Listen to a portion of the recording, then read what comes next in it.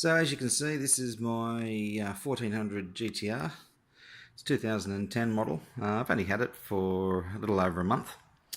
And I realised it was losing a little bit of water, but there was nothing evident on the floor that indicated there was an issue.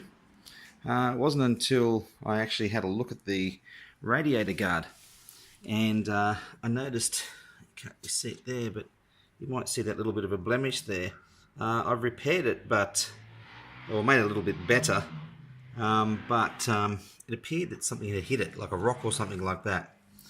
I went to wash the bike yesterday, and I was just hosing around the radiator grill there, and sure enough, I brought it into the garage and must have disturbed something because she started to leak. So I thought I'd pull out the radiator, and as you can see, this is the aftermath. And the reason I decided to pull out the radiator was because on the other side of that little damage on the grill was this.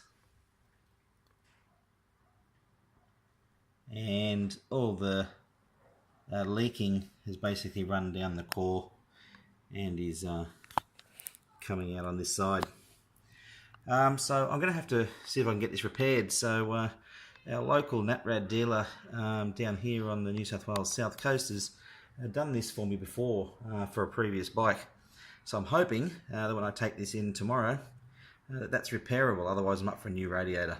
And I really don't want that because this week I'm riding down to Goulburn to have my seat redone and reupholstered to make this beast a little bit more comfortable. So here she is at the moment. She's pulled apart, she's stripped down, the radiator's out and ready to go. We'll get her to do a pressure test and we'll go from there. So at the moment she's looking in a bit of a sorry state, much like the dog. So we'll see what happens with this, and I'll come back to you when with the verdict of the radiator. Until then.